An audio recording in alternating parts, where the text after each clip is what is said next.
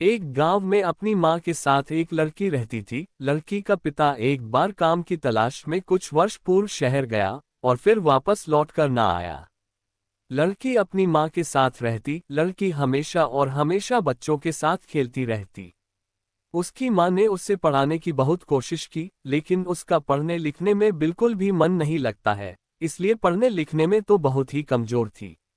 School में उसकी खूब डांट पड़ती और पिटाई भी होती थी, इसलिए लड़की स्कूल भी कम ही जाती थी।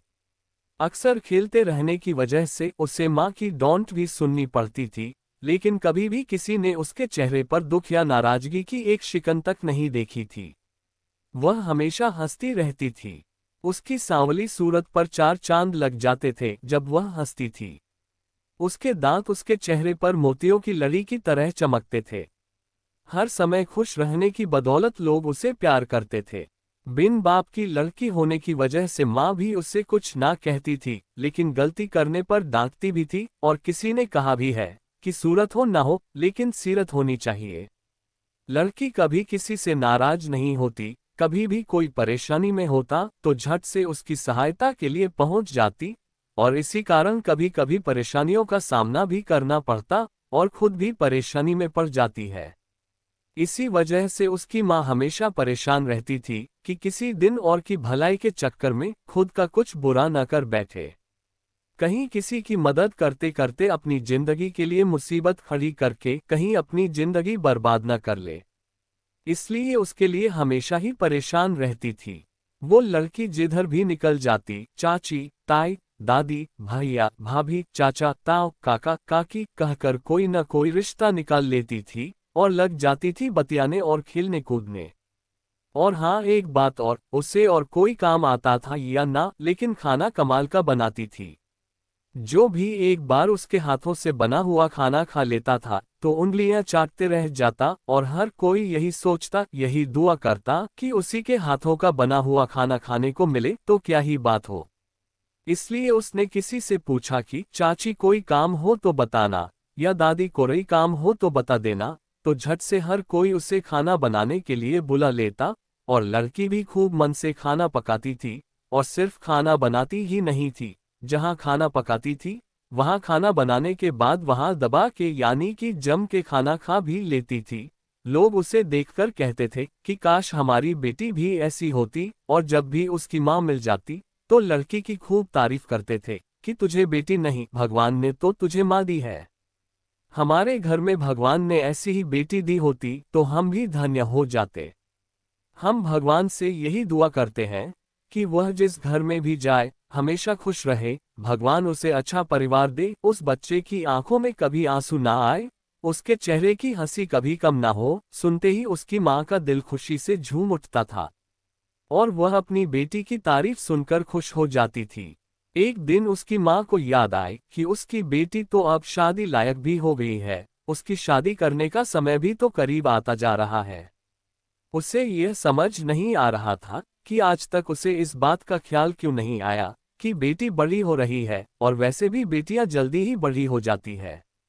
और अब उससे बेटी के बाहर जाने और छोटे बच्चों के साथ खेलकूद करने पर, दिन भर बाहर रहने पर रोक लगानी होगी, क्योंकि अगर कहीं कुछ ऊंच नीच बात हो गई या कोई बात बन या बिगड़ गई तो मैं तो जीते जी मर जाऊंगी। बेटी पति की आखिरी निशानी, जिसे अब तक आजाद छोड़ा, पर अब थोड़ी सी शक्ति बरतने की जरूरत है। तो माँ ने लड़की को बाहर जाना कम करा दिया। माँ ने साफ साफ कह दिया, अब तू बड़ी हो गई है, इसलिए अच्छे बुरे का पता भी होना जरूरी है। तुझे किसी ने कहा कि चल घूमने तो चल, पति है, बिना कुछ सोचे समझे आज से तेरा बाहर खेलना कूदना बंद, लोगों के घर में जाना बंद। अगर बाहर गई और मेरी बात नहीं मानी तो हाथ पैर तोड़ दूंगी। लड़की माँ से बहुत प्यार करती थी और उसकी हर बात को मानती भी थी। बच्चे लड़की को बुलाने आते तो माँ उन लोगों से वही खेलने को बोल देती, सारे बच्चे वही खेलते और चले जाते। माँ जब बाहर जाती तभी लड़की को बाहर लेकर जाती। लड़की को माँ के अलावा कोई और नहीं था, इसलिए माँ की हर बात मानती थी। माँ भी अपनी बेटी से बहुत प्यार करती थी। अगर कभी लड़की से गलती हुई और माँ ने डांट करके कहा कि आज तुझे खाना नहीं खाना, तो लड़की खाना नहीं खाती थी और शाम को माँ रोते हुए अपनी बच्ची को प्यार से अपने हाथों से खाना खिलाती। गांव में मेला लगा हुआ था। लड़की की सारी दोस्त मेला देखने गई, लेकिन लड़की नहीं गई क्योंकि माँ ने नहीं कहा। दोपहर को लड़की की दोस्त आए और मेला चलने को कहा, तो लड़की ने कहा माँ को आने दे, पूछ लूँ तभी जाऊंगी। लड़की की दोस्त ने कहा कि तेरी माँ तुझे नहीं जाने देगी, और वह चली गई। लड़की उदास होकर बैठ गई। तभी लड़की की माँ आए और लड़की का उदास चेहरा देखकर पूछने लगी, क्या हुआ बेटा? तो लड़की की आंखों में आंसू आ गए। माँ का कलेजा मुंह को आ गया कि जो लड़की कभी उदास नहीं हुई, आज उसकी आंखों में आंसू। तो उसने बेटी को गले लगा लिया और उसके आंसू पोंछकर बोली, क्या हुआ मेरी बच्ची, रो क्यों रही है? तो लड़की बोली, माँ मुझे मेला देखने जाना है। तो माँ ने कहा, इतनी सी बात के लिए तूने रोना शुरू कर दिया, चल चुप हो जा। और दोनों माँ बेटी मेला देखने चली जाती है। रास्ते में उन्हें मोहल्ले वाली कुछ औरतें और बच्चे मिल जाते हैं। माँ औरतों से बातें करते हुए धीरे धीरे आती है, तो लड़की अपने संग की लड़कियों के साथ माँ को बोलकर मेले में चली जाती है। माँ उसे जल्दी आने को कह देती है। मेला में घूमते हुए 2 से 3 घंटे हो जाते हैं, लेकिन लड़की को माँ और माँ को लड़की नहीं मिलती, कहीं नहीं दिखती। गांव के सारे लोग मेला देखकर घरों की ओर चल पड़ते हैं, तो औरतें लड़की की माँ से कहती हैं कि हो सकता है तुझे ढूंढकर लड़की वापस घर चली गई हो। तो माँ घर आ जाती है, लेकिन लड़की घर पर भी नहीं होती। तो माँ को गुस्सा आने लगता है। वह मेले में जाती है और फिर घर। इस तरह से पूरा मेला और गांव छान मारती है, लेकिन लड़की नहीं मिलती। माँ को बहुत गुस्सा आता है कि इसको जल्दी आने को बोला था और यह अभी तक नहीं आई। माँ थक कर घर में बैठ जाती है और कहती है कि घर आएगी तो बताऊंगी।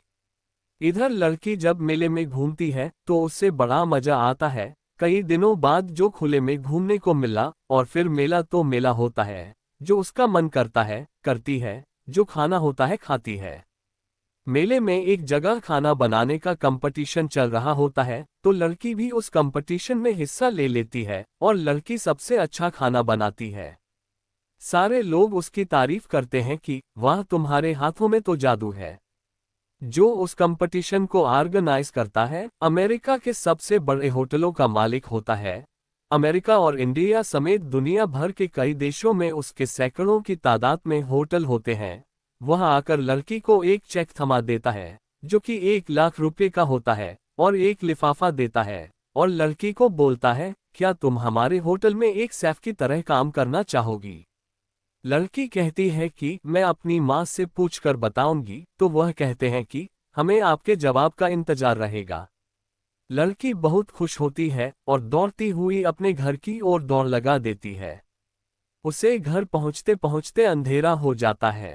जब वह घर पहुंचती है तो माँ गुस्से में बैठी होती है। लड़की जाकर माँ के हाथ में चेक रख देती है। माँ गुस्से में कहती है कि तू अब आ रही है, अंधेरा होने के बाद मैंने तू जल्दी आने को बोला था, तूने मुझे बहुत परेशान किया है, तू कहीं जाकर मर क्यों नहीं जाती, मेरी सारी मुसीबतें खत्म हो जाएंगी। और रोने लग जाती है। लड़की ने आज तक कभी अपनी माँ को ऐसे रोते हुए और ऐसी बातें करते हुए नहीं देखा था। उसे लगता है कि उसकी वजह से आज माँ को तकलीफ हुई है। माँ की आंखों में आंसू आए हैं और लड़की कहती है कि माँ आज तक तूने जो भी कहा मैंने सब कुछ किया, आज मेरी वजह से तुझे तकलीफ हुई, तेरी आंखों में आंसू आए, इसके लिए मुझे माफ करना। आज तक मैंने तेरी हर बात मानी, आज तूने जो कहा वो भी मानूंगी। और घर से निकल जाती है। थोड़ी देर रोकर माँ का मन हल्का हो जाता है तो लड़की को आवाज देती है, लेकिन लड़की आवाज नहीं देती है। माँ पूरा घर छान मारती है, लेकिन लड़की का कोई अता पता नहीं होता। माँ परेशान होने लगती है। फिर उसे लड़की की बातें याद आती है। लड़की ने कहा था कि माँ तूने आज तक जो कुछ भी कहा मैंने सब किया, आज तू चाहती है तो मैं ये भी करूंगी। जब माँ को अपनी गलती का एहसास होता है तो माँ घबरा जाती है और पड़ोसियों को इकट्ठा करती है और सारी बातें बताती है और रोने लगती है। सारे गांव वाले मशाले लेकर पूरे जंगल में मधुमक्खियों की तरह फैल जाते हैं। सारी रात वो लोग जंगल में घूमते हैं, पूरा जंगल छान मारते हैं, लेकिन लड़की का कोई पता नहीं लगता। सुबह में किसी के चिल्लाने की आवाज सुनकर लोग पहाड़ी झरने के पास इकट्ठे होते हैं, तो वहां झरने के किनारे लड़की की लाश पानी में तैरती हुई मिलती है। गांव वाले लड़की की लाश को लेकर गांव आ जाते हैं। लाश जैसे ही गांव में आती है तो पूरा गांव रोने लगता है। पूरे गांव में कोहराम मच जाता है। माँ का तो रो रो कर बुरा हाल होता है, क्योंकि वो उसकी इकलौती सहारा जो थी। आज गांव का हर एक शख्स आंसू बहा रहा था। आज हर आंख नम थी, क्योंकि लड़की प्यारी ही इतनी थी कि सारे लोगों उसे अपनी बच्ची की तरह प्यार करते थे। गांव का हाल देखकर ऐसा लगता है जैसे कि सिर्फ एक लड़की ने नहीं, बल्कि पूरे गांव की लड़कियों ने आत्महत्या कर ली हो। लड़की का अंतिम संस्कार करके आने के बाद जब माँ घर वापस आती है तो उसकी नज़र चेक और लेटर पर पड़ती है। तो वो उसे देखती है, उसे देखकर फिर रोने लगती है और कहती है कि मैंने अपनी बेटी को मार दिया, मेरी वजह से मेरी बेटी ने अपनी जान ले ली। मैंने जान ली है अपनी बेटी की, और रो रो कर एकदम पागल हो जाती है। दोस्तों, अगर आपको शिक्षाप्रद कहानियां पढ़ना या सुनना पसंद है तो हमारे चैनल को सब्सक्राइब करके हमें सपोर्ट करें। धन्यवाद।